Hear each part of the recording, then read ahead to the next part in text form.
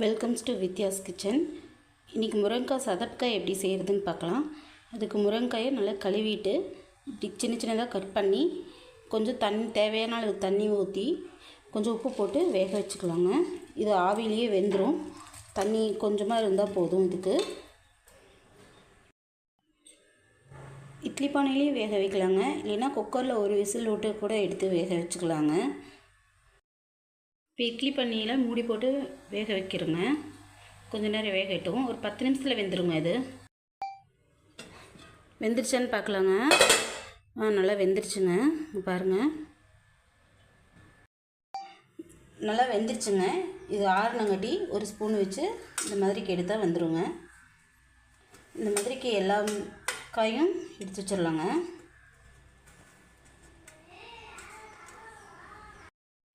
முருங்கைக்காயெல்லாம் சதப்பு நீக்கி வச்சாச்சுங்க. இப்போ தாளிக்கிறதுக்கு கடலப்பருப்பு, வரமிளகா, சின்ன வெங்காயங்க. சின்ன வெங்காயம் போட்டால் தாங்க இதுக்கு நல்லாயிருக்கும்.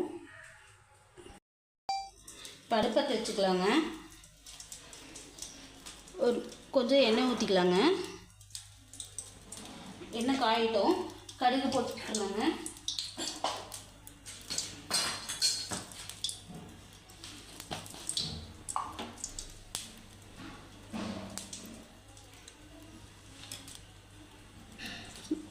கடுகு கொஞ்சம் வெடித்து வருதுங்க. கடுகு, கடலப்பருப்பு,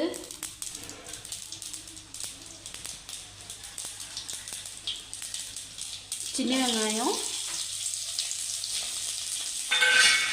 2 வரமிளகா எல்லாம் போட்டு கிளறி விட்டுக்கலாங்க. வெங்காயம் நல்லா வணங்கிடுச்சுங்க. கொஞ்சம் சதப்புக்காயை போட்டுடலாங்க.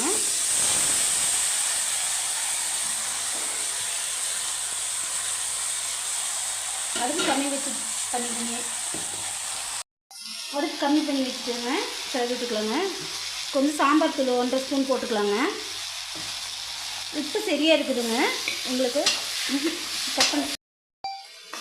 உப்பு ஆல்ரெடி போட்டிருக்குதுங்க வேக வைக்கும் போதே. உங்களுக்கு தேவைப்பட்ட உப்பு போட்டுக்கலாங்க. நல்லா கிளறி விட்டுக்கலாங்க. கொஞ்சம் அடுப்பு தீண்டி விட்டுக்குங்க.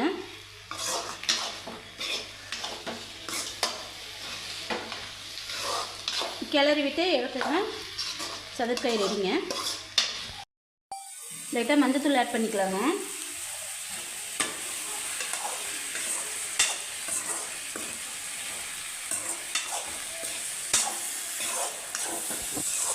நீங்கள் இதுக்கு சாம்பார் தூளும் போட்டுக்கலாங்க, இல்லை கரம் மசாலா தூளும் போட்டுக்கலாங்க.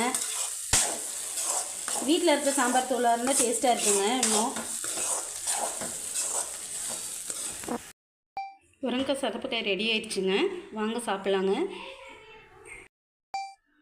இந்த ரெசிபியை நீங்களும் வீட்டில் ட்ரை பண்ணிவிட்டு மறக்காமல் கமெண்ட் பண்ணுங்கள், லைக் பண்ணுங்கள், சப்ஸ்கிரைப் பண்ணுங்கள், மறக்காமல் பெல் பட்டனை கிளிக் பண்ணுங்கள். தேங்க்யூ.